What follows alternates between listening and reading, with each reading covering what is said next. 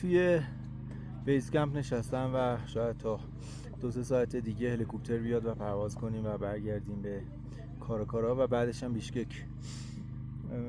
داشتم به این فکر میکردم که بعدی منطقه رو بدون صعود موفق ترک کنیم و برای من این قضیه هضمش خیلی راحته که یه قله رو بدون اینکه صعود کنم برگردم به خونه و برنامه‌شو بسپارم به بعد. ولی شاید برای خیلی‌ها این قابل هضم نباشه. خیلی‌ها شاید اذیت بشن به خاطر تحمل تمرین‌ها، تحمل هزینه‌ها، تحمل حرف‌ها و کنایه‌ها که در بعدش به دنبال خواهد داشت. خیلی‌ها میگن آقا ما این قله رو تجربه کردیم، خیلی راحت بود، ما صعود کردیم، تو نتونستی، یا هر موضوعی از این دست که به نظر من اصلا اهمیتی نداره، چون که ما در مقابل طبیعت خیلی خیلی قدرت ناچیزی داریم و خیلی وقتا این طبیعته که برای ما تعیین تکلیف میکنه که ما اجازه داریم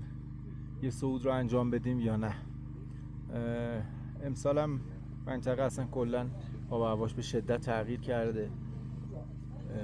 برفای بسیار سنگین همون اولی که ما اومدیم بیس کمپ وجود داشت. مسیر خیلی خطرناک بود و هنوز تا شاید 10 روز آینده که پیش بینی مشخصه بارش‌های سنگین و طوفان‌های خیلی سهمگینی وجود داره توی منطقه و به نظر من عاقلانه است که برنامه این صعود رو بسپاریم به سالهای بعد و ببینیم چی میشه.